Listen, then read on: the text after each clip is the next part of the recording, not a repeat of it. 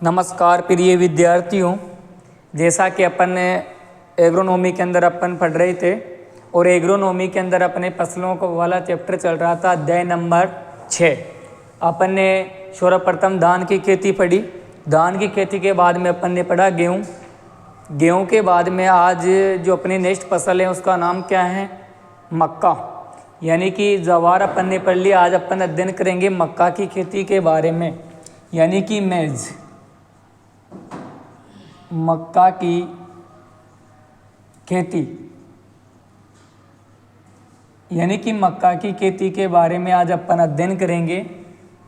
तो मक्का होती है, मक्का का सर्वप्रथम अगर वैज्ञानिक नाम की बात करते हैं तो वैज्ञानिक नाम क्या होता है? जिया मेज। मक्का का वैज्ञानिक नाम क्या होता है? जिया मेज होता है। नेक्स्ट मैं बात करूँ कुल की, यानी कि किस कुल से संबंध रखती हैं, तो ये ग्रेमनी, पोएसी या बोलते हैं अपन घास कुल। ग्रेमनी, पोएसी या घास कुल से क्या रखती है? मक्का संबंध रखती हैं। मक्का की खेती अपन पढ़ रहे हैं। बोटनिकल नेम क्या है? जिया मेज। फैमिली यानी कि कुल कौन सा है? ग्रेमनी, पोएसी या घास कुल। नेक्स्ट मैं बात करूं मक्का के संदर्भ में उत्पत्ति स्थान की। जो उत्पत्ति स्थान होता है मक्का का होता है मध्य एशिया,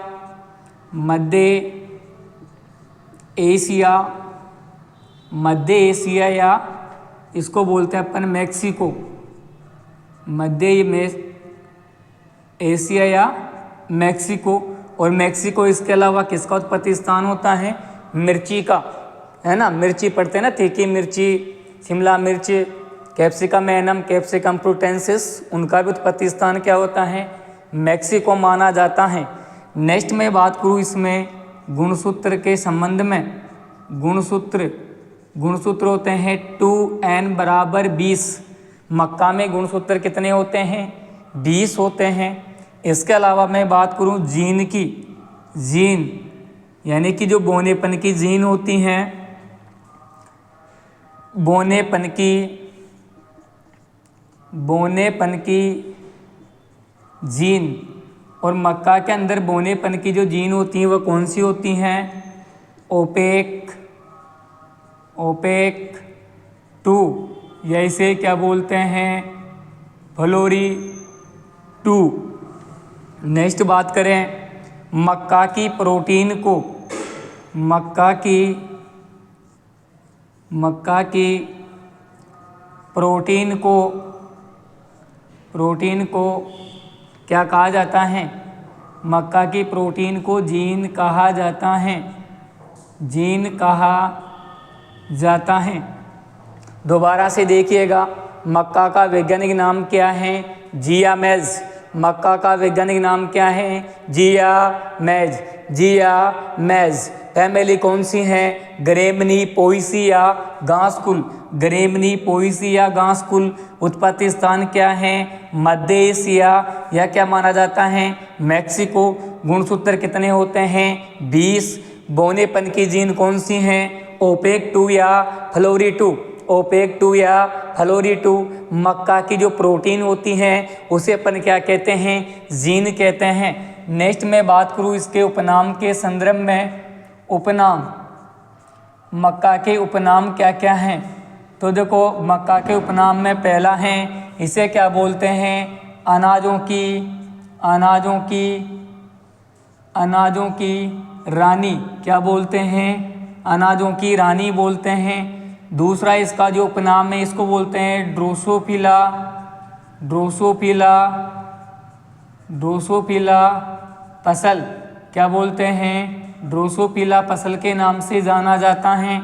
तीसरे उपनाम की मैं बात करता हूँ तो इसको बोलते हैं अमेरिका की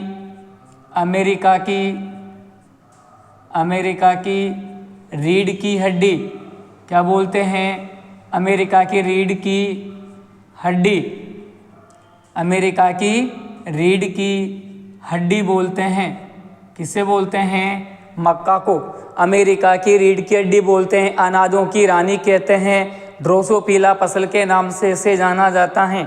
नेक्स्ट इम्पोर्टेंट बात करूँ मैं तो नोट लगा के, यानी जो मक्का होती हैं, मक्का का नर पुष्प और वेरी इंपॉर्टेंट है, कहीं बार एग्जाम में पूछा हुआ क्वेश्चन है, मक्का में जो नर मंजरी होती है या नर पुष्प होता है उसे क्या कहते हैं? टेसल। क्या कहते हैं? टेसल कहते हैं। जबकि जो मादा मंजरी होती हैं, यानी मादा पुष्प होते हैं, मादा मंजरी होती हैं, उसे क्या कहते हैं? शिल्क। क्या कहते हैं? शिल्क। इम्पोर्टेंट हैं, स्टार लगा लेना इन पर, 1 स्टार 2 स्टार 3 स्टार, क्योंकि कहीं बार एग्जाम में पूछा हुआ क्वेश्चन है कि मक्का के नर मंजरी को या नर पुष्प को क्या कहते हैं? टेसल। और मक्का की मादा मंजरी को क्या कहते हैं? शिल्क कहते हैं। नेक्स्ट मैं बात करूँ इसमें प्रोटीन के संदर्भ में। प्रोटीन मक्का होती है, मक्का के अंदर जो प्रोटीन होती है वह कितनी % होती हैं? 10%। नेक्स्ट मैं बात करूँ इसे वसा के संदर्भ में, तो वसा कितनी होती है, यानी कि तेल पाया जाता है 4%। मक्का के अंदर तेल कितना होता है? 4%। नेक्स्ट मैं बात करूँ कार्बोहाइड्रेट, और कार्बोहाइड्रेट लगभग कितनी पाई जाती है? 66%। दोबारा से देखिएगा, मक्का का वैज्ञानिक नाम क्या है? जियामेज। मक्का का वैज्ञानिक नाम क्या है? जियामेज। फैमिली की मैं बात करूँ तो फैमिली क्या है इसकी? ग्रेमनी पोएसिया घासकुल। ग्रेमनी पोएसिया घासकुल के नाम से इसे जाना जाता है। उत्पत्ति स्थान के संदर्भ में मैं बात करूँ तो उत्पत्ति स्थान क्या है इसका? मध्य एशिया या मैक्सिको इसका उत्पत्ति स्थान माना जाता है। मध्य एशिया, सॉरी यहाँ पे मध्य अमेरिका आएगा, मध्य अमेरिका या मैक्सिको माना जाता है। गुणसूत्र की बात करते हैं तो 2n बराबर कितने होते हैं? 20 होते हैं। गुणसूत्र कितने होते हैं? 2n बराबर 20। बोनेपन की जीन कौन सी हैं? ओपेक 2 या फ्लोरी 2। ओपेक 2 या फ्लोरी 2 क्या होती है इसकी? बोनेपन की जीन होती है।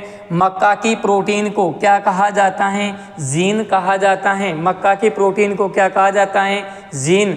नेक्स्ट में बात करूँ उपनाम की तो पहला क्या हो गया? अनाजों की रानी। क्या बोलते हैं इसको? अनाजों की रानी। दूसरा क्या हो गया डियर स्टूडेंट? ड्रोसोफिला फसल। ड्रोसोफिला फसल। तीसरा उपनाम क्या हो गया? अमेरिका की रीढ़ की हड्डी। अमेरिका की रीढ़ की हड्डी। नर पुष्प को क्या कहते हैं? टेसल। और मादा पुष्प को क्या कहते हैं? सिल्क। प्रोटीन कितनी होती है? 10%। वसा कितनी होती है? 4%। और कार्बोहाइड्रेट कितना होता है? 66%। नोट कर लीजिएगा इनको और फिर आगे बढ़ते हैं मक्का के संदर्भ में। नोट कर लो इनको, फिर आगे बढ़ते हैं मक्का के संदर्भ में, आगे बात करते हैं। मक्का की खेती अपना ये टॉपिक चल रहा है, चौथी फसल है। गेहूं के बारे में अपन ने पढ़ लिया, गेहूं के अलावा अपन ने धान पढ़ लिया, जवार पढ़ ली। चौथी फसल कौन सी अपनी? मक्का की खेती, यानी मैज क्रॉप के बारे में आज अपन संपूर्ण जानकारी देखेंगे। चाहे आपके जेड से संबंधित हो, कृषि पर्यवेक्षक से संबंधित हो, कोई सा भी एग्ज़ाम हो एग्रीकल्चर में, आपके लिए ये बहुत अच्छी क्लास रहेगी। नोट कर लीजिएगा इनको और फिर आगे बढ़ते हैं मक्का के संदर्भ में। चलिए आगे बढ़ते हैं।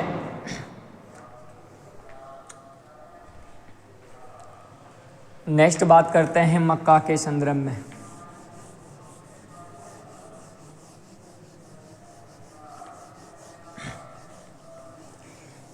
तो मक्का होती है, अब बात करें मक्का के संदर्भ में तो मक्का का जो प्रवेश भारत में हुआ था 16वीं शताब्दी में हुआ था। इसके अलावा विश्व में सर्वाधिक उत्पादन की बात करें तो यूएसए के अंदर, यानी कि विश्व में सर्वाधिक उत्पादन, विश्व में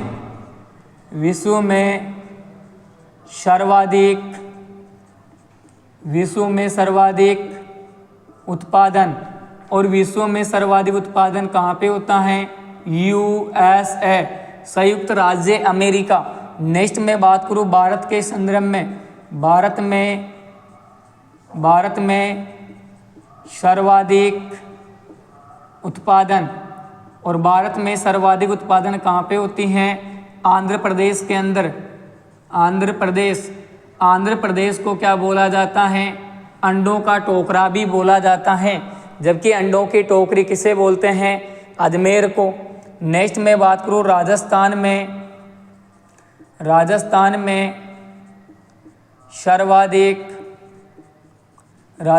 में सर्वाधिक उत्पादन, और राजस्थान के अंदर सर्वाधिक उत्पादन कहाँ पे होता है? यानी मेवाड़ क्षेत्र में, यानी कि चित्तौड़गढ़, बांसवाड़ा उधर, यानी कि जो भी मेवाड़ क्षेत्र होता है, भीलवाड़ा वगैरह, जो भी उधर क्या होती है सर्वाधिक मक्का उत्पादन होता है मेवाड़ क्षेत्र के अंदर। विश्व में कहाँ पे होता है? USA, संयुक्त राज्य अमेरिका। भारत में कहाँ पे होता है? आंध्र प्रदेश। राजस्थान में सर्वाधिक उत्पादन कहाँ पे होता है? मेवाड़ क्षेत्र। ठीक है, नेक्स्ट बात करते हैं इसी के संदर्भ में, तो नोट लगा के लिख लीजिएगा। भारत में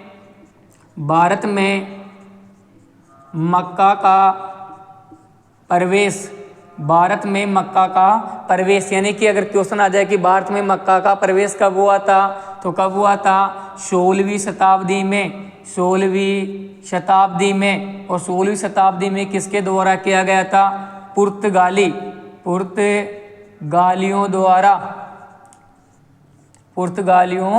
द्वारा भारत में मक्का का प्रवेश किया गया था। कब? 16वीं शताब्दी में। लिख लो, इनको भी नोट कर लीजिएगा आप। और फिर आगे बढ़ते हैं मक्का के संदर्भ में। विश्व में सर्वाधिक उत्पादन USA, संयुक्त राज्य अमेरिका। भारत में आंध्र प्रदेश में, राजस्थान के अंदर होता है चित्तौड़गढ़, भीलवाड़ा, उधर जो एरिया है मेवाड़ क्षेत्र, उसमें सर्वाधिक मक्का उत्पादन होती है राजस्थान में। और भारत में मक्का का प्रवेश 16वीं शताब्दी में हुआ था, किसके द्वारा? पुर्तगालियों के द्वारा। चलिए नोट कर लीजिएगा इनको, फिर आगे बढ़ते हैं मक्का के संदर्भ में।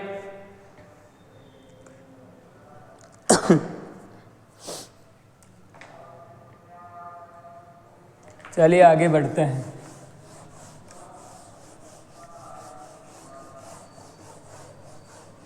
नेक्स्ट मैं बात करूं मक्का के जनक,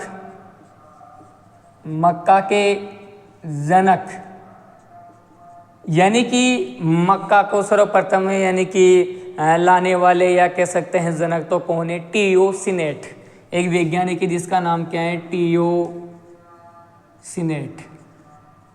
टियोसिनेट नाम से कोई वैज्ञानिक हैं जिन्होंने सर्वप्रथम मक्का के जनक माने जाते हैं, टियोसिनेट को।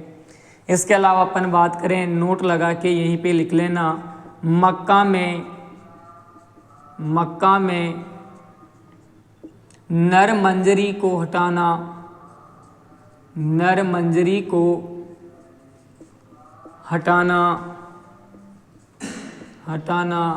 मक्का में नर मंजरी को हटाना डिटेसेलिंग कहलाता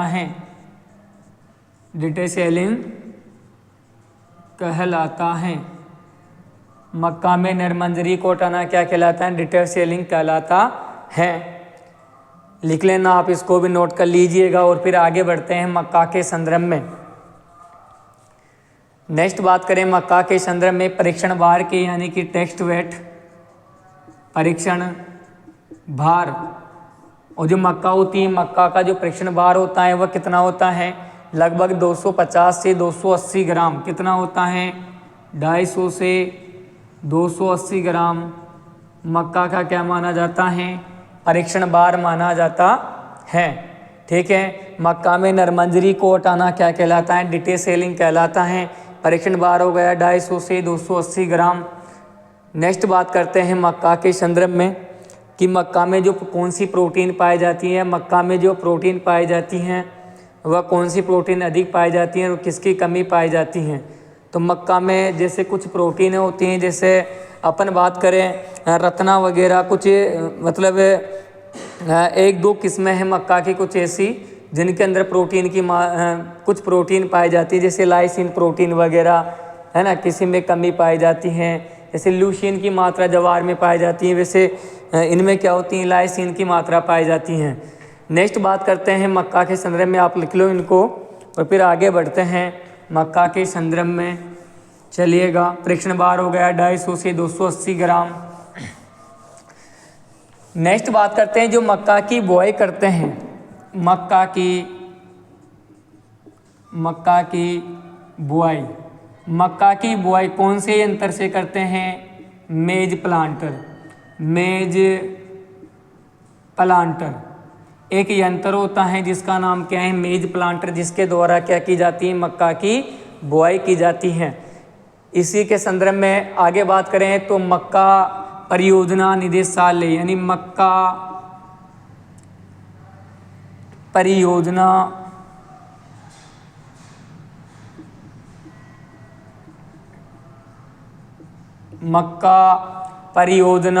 निदेशालय, और मक्का परियोजना निदेशालय कहाँ पे हैं, मक्का परियोजना निदेशालय, और मक्का परियोजना निदेशालय कहाँ स्थित हैं, नई दिल्ली में। कहाँ पे हैं, नई दिल्ली।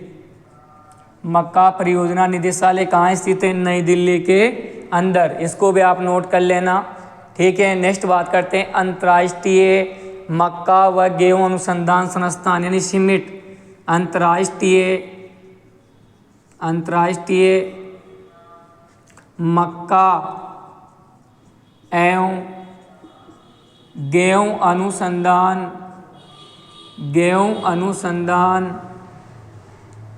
संस्थान। अंतर्राष्ट्रीय मक्का एवं गेहूं अनुसंधान संस्थान कहाँ पे हैं, मेक्सिको। कहाँ पे हैं, मेक्सिको। इसको भी आप नोट कर लेना। यानी कि मक्का की बुआई किससे करते हैं, मेज प्लांटर यंत्र से करते हैं। मक्का परियोजना निदेशालय कहाँ स्थित है, नई दिल्ली में। अंतर्राष्ट्रीय मक्का एवं गेहूं अनुसंधान निदेशालय कहाँ पे स्थित है, मेक्सिको में स्थित है। इसको भी आप नोट कर लो। फिर नेक्स्ट बात करते हैं मक्का के संदर्भ में बुआई से संबंधित, नोट कर लेना इनको, और फिर आगे बढ़ते हैं मक्का के संदर्भ में।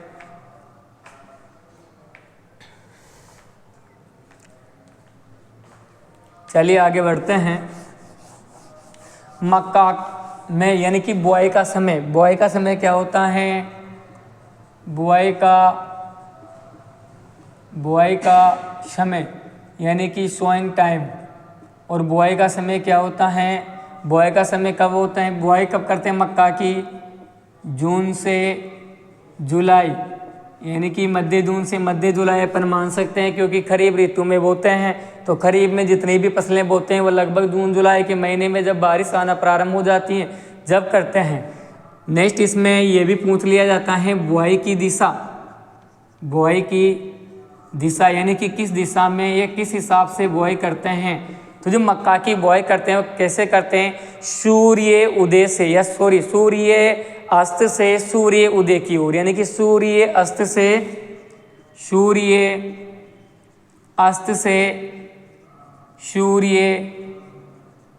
उदय की ओर, सूर्य अस्त से सूर्य उदय की ओर क्या करते हैं, मक्का की बुआई करते हैं। इनको भी आप नोट कर लो। बुआई की दिशा सूर्य अस्त से सूर्य उदय की ओर, यानी कि ये बुआई का समय हो गया। नेक्स्ट बात करें इसी के संदर्भ में, यानी कि मृदा। तो मक्का के लिए मृदा कैसी चाहिए, बलुई दोमट। कैसी मृदा की आवश्यकता होती है, बलुई दोमट मृदा की आवश्यकता होती है। नेक्स्ट इसी के संदर्भ में बात करें पीएच की, तो पीएच लगभग कितना होता है, पीएच 5 से 6.5, 5 से 6.5। आप इनको भी नोट कर लो और फिर आगे बढ़ते हैं इसी के संदर्भ में, मक्का के संदर्भ में कर लो नोट इनको भी। चलिए आगे बढ़ते हैं।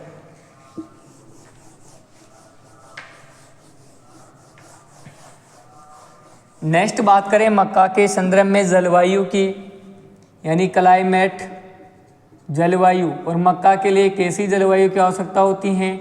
गर्म, यानी मक्का के लिए कौन सी जलवायु चाहिए? गर्म। नेक्स्ट बात करें तापमान की, तापमान कितना चाहिए? लगभग 24 से 28 डिग्री सेंटीग्रेड। मक्का के लिए उपयुक्त तापमान कितना चाहिए? 24 से 28 डिग्री सेंटीग्रेड तापमान की आवश्यकता होती है। नेक्स्ट अपन बात करें मक्का के संदर्भ में, तो मक्का का वर्गीकरण, मक्का में क्या है? बहुत सारी वेराइटियां होती हैं, जैसे जिया मेज इंडोराटा, जिया मेज इंडियन टाटा, जिया मेज सेकेराटा, जिया मेज है ना एमोलिसिया, कुछ ऐसी सेरेटिना, ऐसी वेराइटियां होती हैं। इनके बारे में एक एक के बारे में अध्ययन करेंगे। जलवायु कैसी हो गई मक्का के लिए? गर्म। तापमान की बात करें तो 24 से 28 डिग्री सेंटीग्रेड तापमान की आवश्यकता होती है। चलिए अब पढ़ते हैं इन मक्का का वर्गीकरण, यानी क्लासिफिकेशन ऑफ मेज, यानी कि मक्का के वर्गीकरण के बारे में देखते हैं। मक्का का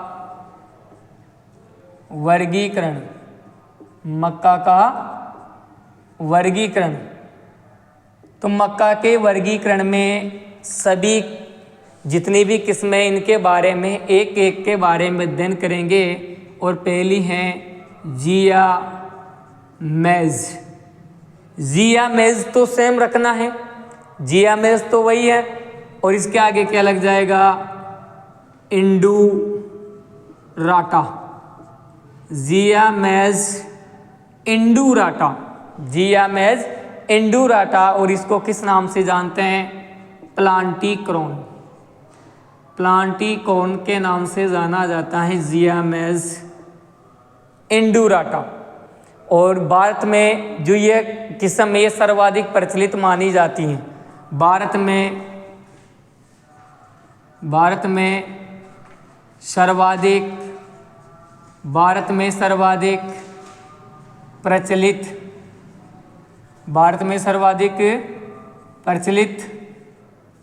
मानी जाती हैं।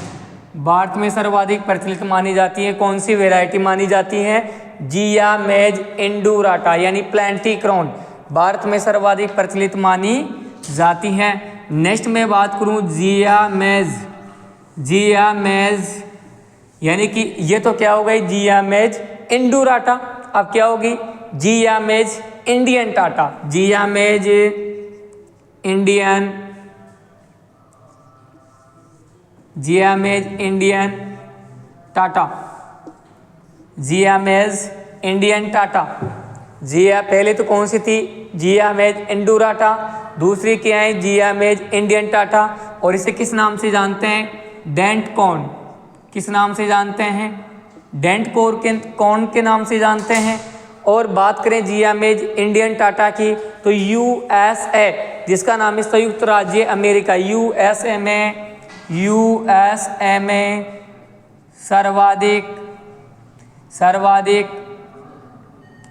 सर्वाधिक बोई जाती हैं, सर्वाधिक बोई जाती हैं। कौन सी? जिया मेज इंडियन टाटा, जिसको बोलते हैं डेंट कॉर्न। क्वेश्चन आता है प्लांटिक्रॉन का वैज्ञानिक नाम क्या है? डेंट कॉर्न का क्या है? ठीक है। नेक्स्ट बात करते हैं जिया मेज एवर्टा। तीसरी किस्म कौन सी है? जिया मेज एवर्टा। और जिया मेज एवर्टा होता है, आपने सुना है, जिया मेज एवर्टा में आपने सुना होगा कि इसमें क्या होता है, जैसे कि आप लोगों ने पॉपकॉर्न खाए, ठीक है, पॉपकॉर्न खाते हैं ना, मक्का के खिल्ले खाते हैं। वह जो पॉपकॉर्न होते हैं उनका जो यानी खिल्ले बनाने हेतु किस्म कौन सी है? जिया मेज एवर्टा। यानी कि पॉपकॉर्न, यानी कि किस काम में ली जाती है ये? यानी कि ये पॉपकॉर्न बनाने में काम में ली जाती हैं। जिया मेज एवर्टा पॉपकॉर्न, यह पॉपकॉर्न बनाने में काम में ली जाती हैं। पॉपकॉर्न बनाने में काम में कौन सी किस्म ली जाती है? जियामेज इवर्टा, यानी पॉपकॉर्न, पॉपकॉर्न कहते हैं जियामेज इवर्टा को। नेक्स्ट मैं बात करूं जियामेज सेकेराटा। सेकेराटा का मतलब क्या होता है? स्वीट, मीठा, यानी स्वीट कॉर्न। जियामेज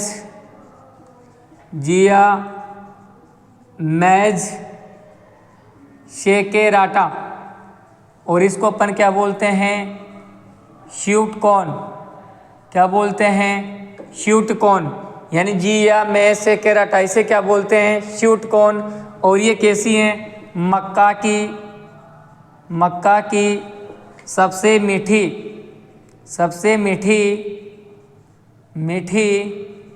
किस्म।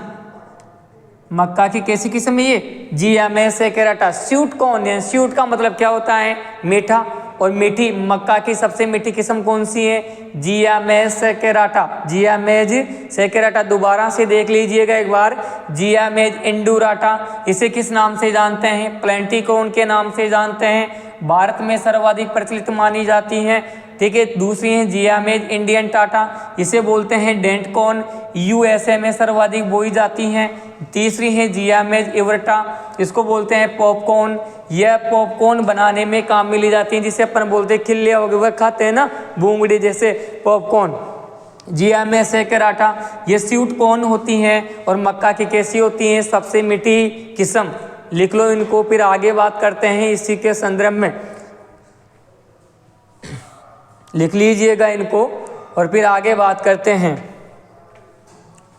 आगे बात करते हैं इसी के संदर्भ में मक्का के वर्गीकरण के बारे में।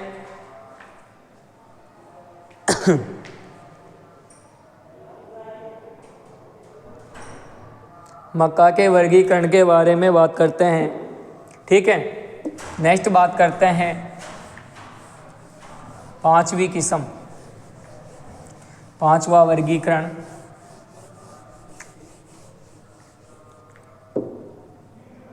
पांचवा यानी जियामेज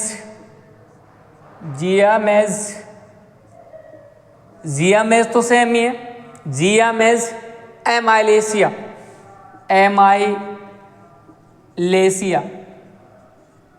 जियामेज एमाइलेशिया, ये कैसी किस्म है? सॉफ्ट, यानी मुलायम। कैसी किस्म है? मुलायम किस्म है। और इसको किस नाम से जानते हैं? Soft corn. Soft corn. Soft का मतलब होता है बिल्कुल मुलायम, यानी कि मक्का की मुलायम किस्म, मक्का की मुलायम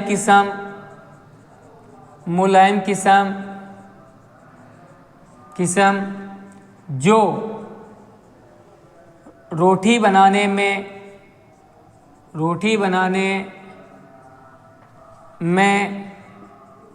काम आती हैं। जियामेज एमाइलेशिया सॉफ्ट कॉर्न होती है, मुलायम होती है, आराम से इसकी रोटी बन जाती है। यानी कि रोटी बनाने वाली मक्का कौन सी हो गई? जियामेज एमाइलेशिया, यानी सॉफ्ट कॉर्न। सॉफ्ट कॉर्न कैसी हो गई? रोटी बनाने वाली, यानी आटा बनाया जाता है इसका। ठीक है। नेक्स्ट बात करते हैं जियामेज टूनिकाटा। नेक्स्ट किस्म कौन सी है? जियामेज ट्यूनिकाटा। जियामेज ट्यूनिकाटा, और इसको किस नाम से जानते हैं? पॉडकॉर्न। यानी इसको किस नाम से जानते हैं? पॉडकॉर्न के नाम से। जियामेज ट्यूनिकाटा यानी कि पॉडकॉर्न के नाम से जाना जाता है। और इसका जो दाना होता है वह कैसा होता है? छिलकों से ढका होता है। दाना छिलकों से ढका होता है। दाना कैसा होता है? छिलकों से ढका होता है। और ये कौन सा हो गया? जियामेज टूनिकाटा। लास्ट है जियामेज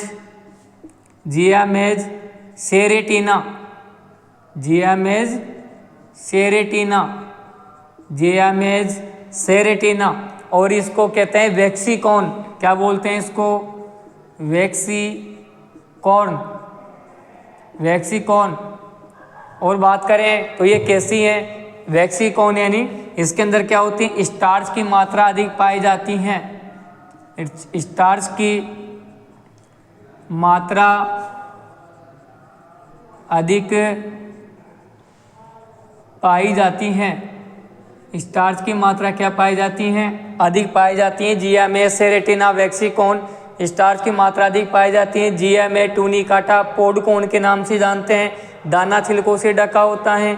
जियामेज एमालेसिया सॉफ्ट कॉर्न, मक्का मुलायम होती है कि मुलायम किस्म है जो रोटी बनाने में काम में ली जाती हैं, यानी कह सकते हैं आटा बनाया जाता है। किससे बनाया जाता है आटा, जियामेज एमालेसिया।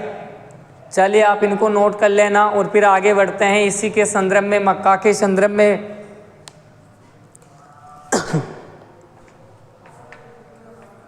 नोट कर लो इनको और फिर बात करते हैं आगे मक्का के संदर्भ में।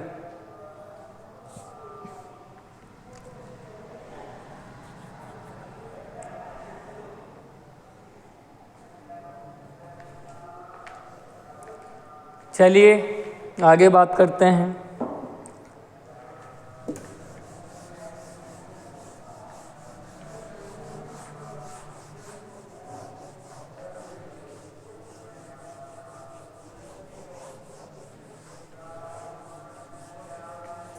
चलिए नेक्स्ट बात करते हैं बीज दर,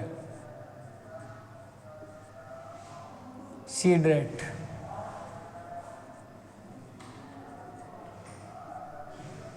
बीज दर की बात करते हैं। देखो मक्का दो प्रकार की होती है, कैसी, एक तो होती है मेहनतो संकुल, इसे क्या बोलते हैं, देसी। संकुल को किस नाम से जानते हैं, देसी। एक होती संकर, एक होती है संकुल और एक कैसी होती है, संकर यानी कि हाइब्रिड। ठीक, जो संकुल मक्का होती हैं यानी कि देसी मक्का होती हैं, उसकी बीज दर कितनी रखते हैं, लगभग 18 से 20 केजी प्रति हेक्टेयर। 18 से 20 केजी प्रति हेक्टेयर किसके रखते हैं, संकुल की।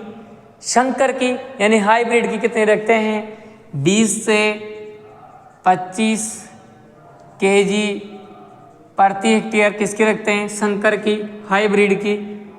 नेक्स्ट बात करें चारे के लिए, चारे के लिए अगर आप चारे के लिए बोल रहे हो लेकिन चारे के लिए कम बोते हैं, और चारे के लिए ले कितने रखते हैं, लगभग 40 केजी प्रति हेक्टेयर। चारे के लिए बीज दर कितने रखते हैं, 40 केजी प्रति हेक्टेयर चारे के लिए बीज दर रखते हैं। संकुल कितने रखते हैं, 18 से 20 केजी। संकर के कितने रखते हैं, 20 से 25 केजी। चारे के लिए कितने रखते हैं, 40 केजी प्रति हेक्टेयर क्या आवश्यकता होती है, बीजों की आवश्यकता होती है। नेक्स्ट बात करें बीजोपचार, बीजोपचार यानी कि सीड ट्रीटमेंट, बीजोपचार। मक्का के बीजों का जो बीजोपचार करते हुए किससे करते हैं, थायरम व केप्टान नामक दवा से क्या करते हैं, बीजों को उपचारित करते हैं। थायरम या केप्टान नामक दवा से, थायरम या केप्टान नामक दवा से क्या करते हैं, बीजों को उपचारित करते हैं। लिख लो इनको भी, नोट कर लो, फिर आगे बात करते हैं मक्का के संदर्भ में।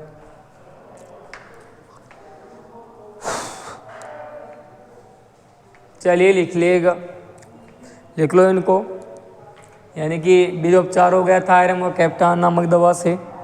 नेक्स्ट इसी के संदर्भ में बात करें अपन, जैसे पौध दूरी, पौधे लगाने की विधि है ना, या फिर बुआई की विधि बोलते हैं जिसे। चलिए आगे बात करते हैं मक्का के संदर्भ में।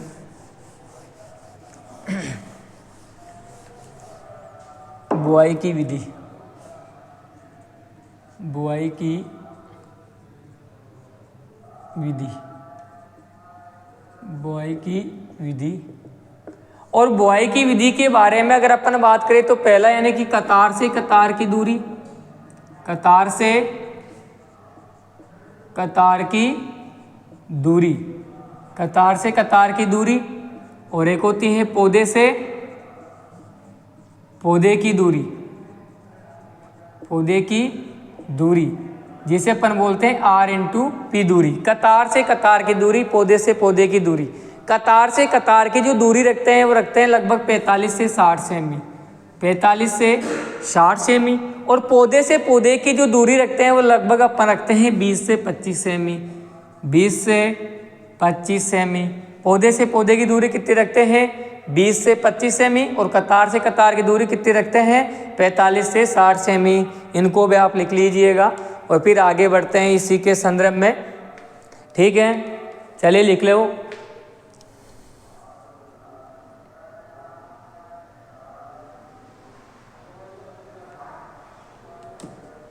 पौधे से पौधे की दूरी हो गई 20 से 25 सेमी और कतार से कतार की दूरी कितनी हो गई? कतार से कतार की दूरी 45 से 60 सेमी। चलिए आगे बढ़ते हैं। बुआई का समय हो गया। नेक्स्ट बात करते हैं खाद और उर्वरक के बारे में। खाद व उर्वरक, खाद व उर्वरक यानी पहले तो अपन बात करें FY, जिसे बोलते हैं फार्म यार्ड मैन्योर, गोबर की खाद, गोबर की खाद। और जो गोबर की खाद वो लेते हैं, यानी मक्का के अंदर FYM कितना लेते हैं? लगभग 15 से 20 टन, 15 से 20 टन प्रति हेक्टेयर, 15 से 20 टन प्रति हेक्टेयर क्या काम में लेते हैं? गोबर की खाद। नेक्स्ट में बात करूँ नाइट्रोजन की, फास्फोरस और पोटेशियम, यानी कि यूरिया, फास्फोरस, पोटेशियम। तो अगर बात करें नाइट्रोजन की तो लगभग नाइट्रोजन अपन मक्का के अंदर देते हैं 100 से 120 kg प्रति हेक्टेयर। ठीक है, फास्फोरस की अगर अपन बात करते हैं तो 50 से 60 kg प्रति हेक्टेयर, 50 से 60 क्या देते हैं? फास्फोरस देते हैं। और पोटेशियम देते हैं लगभग 30 से 40 kg प्रति हेक्टेयर क्या देते हैं? पोटास की मात्रा देते हैं। इनको भी आप नोट कर लीजिएगा और फिर आगे बढ़ते हैं इसी के संदर्भ में। अब नोट लगा के या फिर स्टार लगा के लिखो प्रयोग विधि, प्रयोग विधि। यानी कि प्रयोग विधि की मैं बात करूँ तो जो प्रयोग विधि का मतलब हो गया कि इनकी जो मात्रा देंगे वो कैसे देंगे, यानी कि जो नाइट्रोजन की मात्रा देते हैं, यानी कि नाइट्रोजन की आधी मात्रा और फास्फोरस और पोटेशियम की पूरी मात्रा, वो तो कब देते हैं अपन? बुआई के साथ में दे देते हैं। यानी कि नाइट्रोजन की आधी मात्रा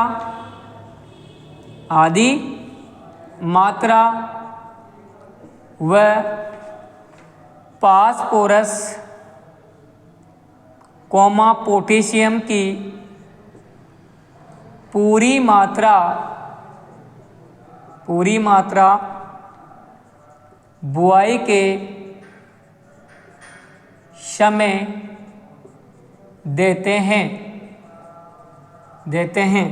जबकि शेष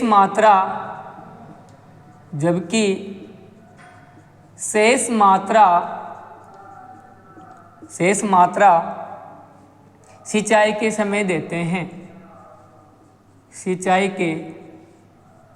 समय देते हैं, सिंचाई के समय देते हैं। यानी कि नाइट्रोजन की आधी मात्रा व फास्फोरस पोटेशियम की पूरी मात्रा बुआई के समय देते हैं, जबकि शेष मात्रा सिंचाई के समय देते हैं। खाद उर्वरक में बात करें FYM, गोबर की खाद 15 से 20 टन प्रति हेक्टेयर, नाइट्रोजन देते हैं 100 से 120 kg, फास्फोरस देते हैं 50 से 60 kg, पोटास देते हैं 30 से 40 kg। आप इनको भी लिख लीजिएगा और फिर आगे बढ़ते हैं इसी के संदर्भ में। लिख लो इनको भी, फिर बात करते हैं आगे मक्का के संदर्भ में।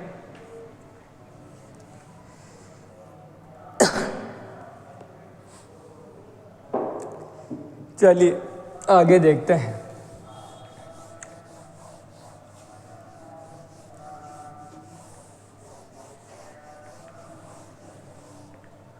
नेक्स्ट बात करते हैं सिंचाई की, इरिगेशन। यानी कि जो मक्का होती है, मक्का के अंदर जो सिंचाई करते हैं वो कब करते हैं? देखो अपन ने पहले पढ़ा था ना, नर मंजरी बनते समय, पहले तो कब करते हैं? नर मंजरी बनते समय। और दूसरी कब करते हैं? मादा मंजरी बनते समय, मादा मंजरी बनते समय। नर मंजरी को टेसल कहते हैं और मादा मंजरी को क्या कहते हैं, शिल्क कहते हैं। ठीक है, ये हो गई आपकी क्या, सिंचाई। नेक्स्ट बात करें जलमांग की, तो मक्का के अंदर लगभग 500 से 800 mm, 500 से 800 mm जलमांग की आवश्यकता होती है। इसको भी आप नोट कर लीजिएगा और फिर आगे बढ़ते हैं। जलमांग हो गई 500 से 800 mm और नर मंजरी बनते समय, मादा मंजरी बनते समय दो प्रकार से इसमें सिंचाइयाँ की जाती हैं। नर मंजरी को अपन बोलते हैं, जैसे अपन ने पढ़ा था, नर मंजरी को क्या बोलते हैं, टेसल बोलते हैं, और मादा मंजरी को क्या बोलते हैं, शिल्क बोलते हैं। मादा मंजरी को क्या बोलते हैं, शिल्क बोलते हैं, और नर मंजरी को क्या बोलते हैं, टेसल। जलमांग हो गई 500 से 800 mm। चलिए आगे बढ़ते हैं। इसी के संदर्भ में आप लोगों ने लिख लिया होगा। ठीक है, नेक्स्ट बात करें खरपतवारनाशी। खरपतवारनाशी, कौन सा खरपतवारनाशी काम में लेते हैं इसके अंदर, सीमाजीन। सीमाजीन, कौन सा खरपतवार काम में लेते हैं, सीमाजीन, और कई बार एट्राजीन भी ले लेते हैं। एट्राजीन, विशेषकर एट्राजीन जवार बाजरे में लेते हैं। बाकी सीमाजीन अपन तो बात करें तो सीमाजीन ज़्यादा उपयोग में लिया जाता है, यानी सीमाजीन। कौन सा खरपतवारनाशी काम में लेते हैं, सीमाजीन काम में लिया जाता है। नेक्स्ट में इसी के संदर्भ में बात करूँ अब किस्में मक्का की किस्मों के बारे में बात करते हैं। और जो मक्का की देखो अलग अलग प्रकार से पढ़ते हैं, जैसे संकर, जिनको अपन क्या बोलते हैं, हाइब्रिड, यानी कि संकर, जिन्हीं को अपन क्या बोलते हैं, हाइब्रिड जो किस्में हैं, है ना, वो कौन कौन सी, जैसे आपने सुना होगा दक्कन, एक तो कौन सी है, दक्कन। ठीक है, दक्कन कौन सा, 103, कौन सा दक्कन, 103। दक्कन 103 किसकी उन्नत किस्म है, मक्का की। ठीक है, दूसरी अगर अपन बात करें इसमें, गंगा 105, गंगा 105। पहली कौन सी हो गई, दक्कन 103, दूसरी कौन सी हो गई, गंगा 105। तीसरी किस्म की बात करें तो तीसरी किस्म जो इसकी है, हिम 123। चौथी किस्म, यानी पहली दक्कन 103, दूसरी गंगा 105, तीसरी हिम 123 हो गई। चौथी किस्म की बात करें जैसे माही, कौन सी हो गई, माही, है ना। माही आपके संकर हाइब्रिड के अंदर नहीं है। दक्कन 103 हो गई, गंगा 105 हो गई, हिम 123 हो गई। इसके अलावा गंगा सफ़ेद, कौन सी हो गई, गंगा सफ़ेद। नेक्स्ट बात करें अपन, पहली दक्कन 103, गंगा 105, हिम 123, गंगा सफ़ेद हो गई। गंगा सफ़ेद के अलावा जैसे BL54, नेक्स्ट किस्म कौन सी है, BL54। ये आपकी कैसी किस्में हो गई, शंकर, यानी हाइब्रिड किस्में हो गई। इनको भी आप नोट कर लीजिएगा। और फिर आगे बात करते हैं मक्का के संदर्भ में, जैसे शंकर मक्का हाइब्रिड किस्में हो गई, आप इनको नोट कर लो और फिर आगे बढ़ते हैं। चलिएगा आगे बढ़ते हैं। ये हो गई आपकी शंकर किस्में। कैसी किस्में हो गई, शंकर। ठीक है, शंकर किस्में हो गई। दूसरी किस्मों की अगर अपन बात करते हैं, यानी शंकर यानी हाइब्रिड पढ़ लिए अपन ने। नेक्स्ट बात करते हैं शंकुल। शंकुल का मतलब क्या होता है, देसी। कैसी किस्में, देसी किस्मों के बारे में देखते हैं, यानी कि शंकुल या देसी किस्में। यानी कि पहली किस्म है विजय, पहली कौन सी हो गई, विजय। दूसरी किस्म की मैं बात करूँ तो माही कंचन। कंचन वैसे आंवले की है, अर्का कंचन अंगूर की है, माही कंचन किसकी है, मक्का की है। तीसरी किस्म की मैं बात करूँ मक्का के संदर्भ में तो नवजोत, तीसरी कौन सी हो गई, नवजोत। चौथी कौन सी है, तरुण। तरुण, अरुण, अरुणा, तरुण, तरुणा, बहुत सारी किस्में ये ऐसी है ना, जैसे वरुणा सरसों की है ना, अरुणा अरंडी की, ऐसे किस्में हैं। पहली कौन सी हो गई संकुल में? विजय। दूसरी हो गई माई कंचन। तीसरी कौन सी हो गई? नवजोत। चौथी कौन सी हो गई? तरुण। ठीक है, पांचवी किस्म की अगर अपन बात करें तो पांचवी है किसान। कौन सी किसान? किसान। और पूछा जाए किसान आ जाती है तो किसकी है? सरसों की। आप इनको भी नोट कर लीजिएगा। और यहीं पे अपन बात करते हैं जैसे संकुल या देसी किस्में हो गई। नेक्स्ट बात करूँ मैं सफ़ेद मक्का, सफ़ेद मक्का। और सफ़ेद मक्का की किस्मों की मैं बात करूँ तो जो सफ़ेद मक्का की किस्म है, पहली कौन सी है? High starch. पहली कौन सी है? High starch. पहली किस्म कौन सी है? High starch. दूसरी किस्म की बात करें तो गंगा चार। दूसरी किस्म कौन सी है? गंगा चार। पहली तो है हाई स्टार्च और दूसरी किस्म कौन सी है? गंगा चार। ठीक है, तीसरी किस्म की बात करूँ तो इसकी तीसरी किस्म है गंगा सफ़ेदा या गंगा सफ़ेद, सॉरी गंगा सफ़ेद, गंगा सफ़ेद। ये तीन किस्में किसकी हो गई? सफ़ेद मक्का की। संकुल की कौन कौन सी हैं? विजय हैं, माही कंचन है, नवजोत हैं, तरुण हैं, किसान हैं। जबकि सफ़ेद मक्का की कौन सी हैं? हाई स्टार्च हैं, गंगा चार हैं, गंगा सफ़ेद हैं। आप इनको भी नोट कर लीजिएगा। फिर आगे बढ़ते हैं, मक्का के संदर्भ में आगे बढ़ते हैं। आपको तो 12th के हिसाब से चार किस्में याद रखनी है। ठीक है, कोई सी भी रख लेना जैसे आपको आसान लगे वह किस्में याद रख लेना। आपको ओनली चार किस्में याद रखनी है। बाकी अगर आप कंपटीशन की तैयारी कर रहे हो तो आपको सभी किस्में याद रखनी होंगी जो इम्पोर्टेंट हैं। चलिए आगे बढ़ते हैं।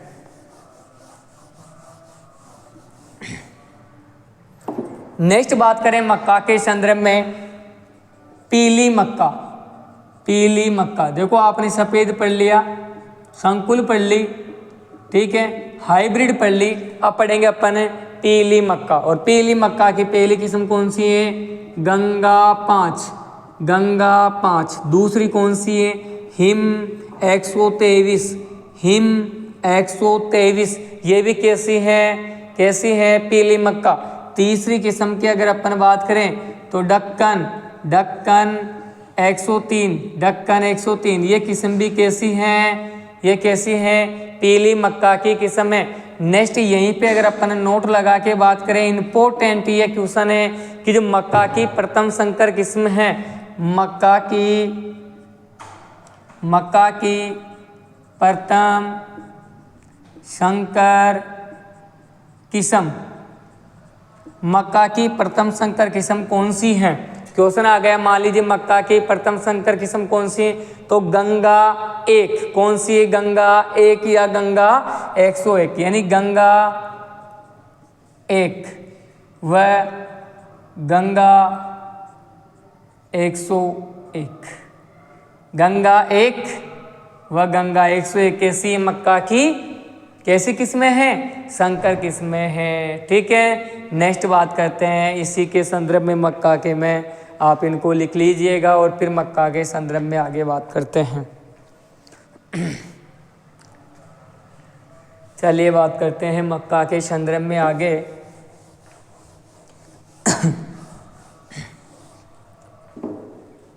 नोट लगा के यहीं पे लिख लेना, मक्का के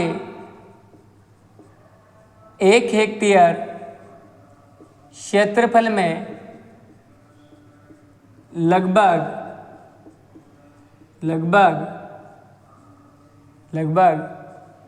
66,000 पौधे लगाए जाते हैं, लगाए जाते हैं। मक्का के 1 हेक्टेयर क्षेत्रफल में लगभग, यानी 1 हेक्टेयर क्षेत्रफल में लगभग कितने पौधे लगा सकते हैं?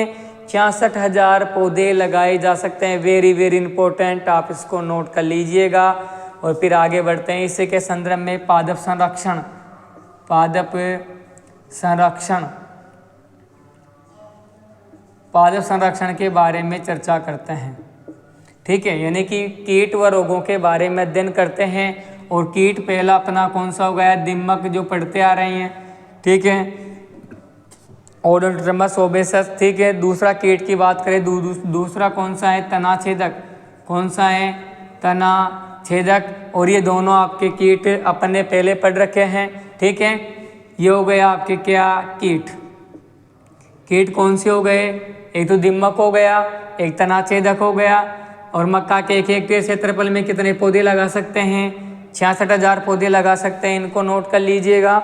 और फिर आगे बढ़ते हैं मक्का के संदर्भ में रोग के बारे में अध्ययन करेंगे अब मक्का के, कि मक्का में कौन सा रोग लगता है।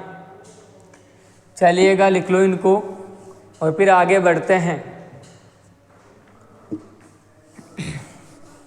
चलिए नेक्स्ट बात करते हैं रोग के संदर्भ में, डिजीज। और जो मक्का का प्रमुख रोग माना जाता है वो कौन सा होता है, पहला तो पत्ती धब्बा रोग। पत्ती धब्बा रोग कौन सा रोग माना जाता है, पत्ती धब्बा रोग माना जाता है। और यह रोग क्या करता है, पत्तियों में धब्बे बना देता है। यह रोग पत्तियों को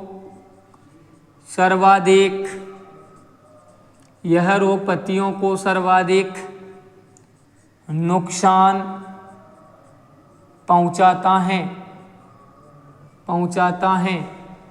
यह रोग पत्तियों को सर्वाधिक नुकसान पहुंचाता है। इसके नियंत्रण के लिए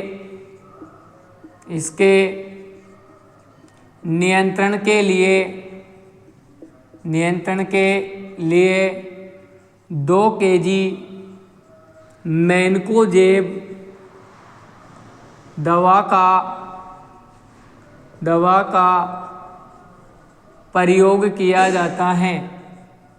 का प्रयोग किया जाता है। इसके नियंत्रण के लिए 2 kg मैनकोजेब दवा का प्रयोग किया जाता है। लिख लो इसको, इंक डाल लेते हैं, ठीक है। इंक खत्म हो गई, लिख लो जब तक आप। इसके नियंत्रण के लिए 2 kg मैनकोजेब दवा का प्रयोग किया जाता है। इसके नियंत्रण के लिए 2 kg मैनकोजेब दवा का प्रयोग किया जाता है, ठीक है। इंक डाल लेते हैं इसके अंदर थोड़ा सा।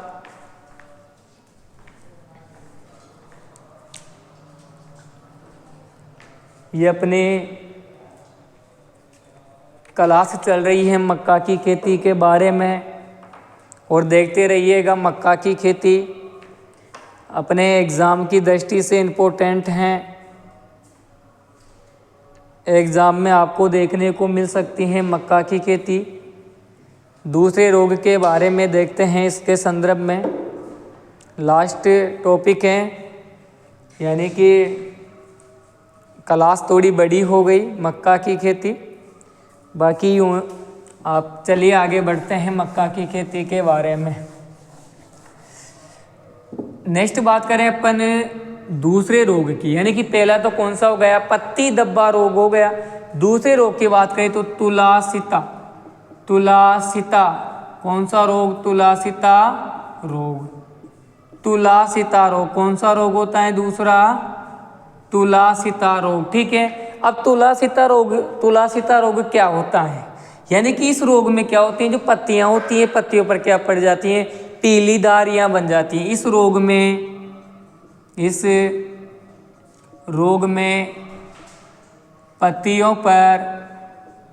पत्तियों पर पीली धारियां बन जाती हैं। इस रोग में पत्तियों पर कैसी धारियां बन जाती हैं, पीली धारियां बन जाती हैं। इसके नियंत्रण के लिए यानी कि इस रोग में पत्तियों पर पीली धारियां बन जाती हैं। इसके नियंत्रण के लिए अगर अपन बात करें तो किसका प्रयोग करते हैं, यानी कि डाइथेन Z78 या फिर रोडोमिल का प्रयोग करते हैं। किसका प्रयोग करते हैं, इसके नियंत्रण के लिए डाइथेन Z78 दवा का प्रयोग करते हैं। चलिए आगे बात करते हैं इसी के संदर्भ में। तीसरा रोग होता है श्वेत कली रोग, श्वेत कली रोग यानी वाइट बर्ड डिजीज। और इसकी किसकी कमी से होता है? यह रोग जिंक की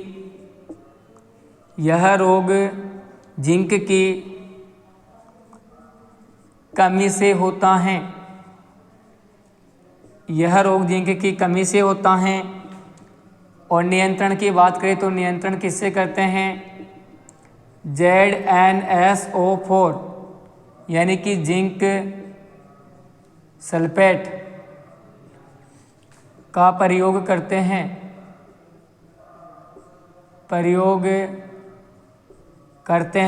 और ये आपके क्या हो गए?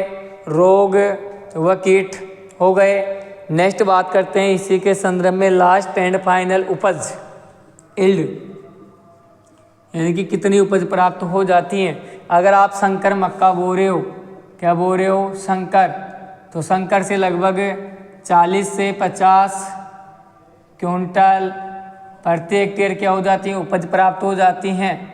जबकि अगर अपन बात करें संकुल, अगर अपन संकुल मक्का बो रहे हैं तो लगभग कितनी? 30 से 40 क्विंटल प्रति हेक्टेयर क्या हो जाती है? उपज प्राप्त हो जाती है। और ये आपके क्या हो गई? मक्का की खेती कंप्लीट हो गई। ठीक है, इसको आप लोग लिख लीजिएगा। ठीक है, आगे बात करेंगे नेक्स्ट क्लास की कल। यह आपकी मक्का की खेती कंप्लीट हो गई।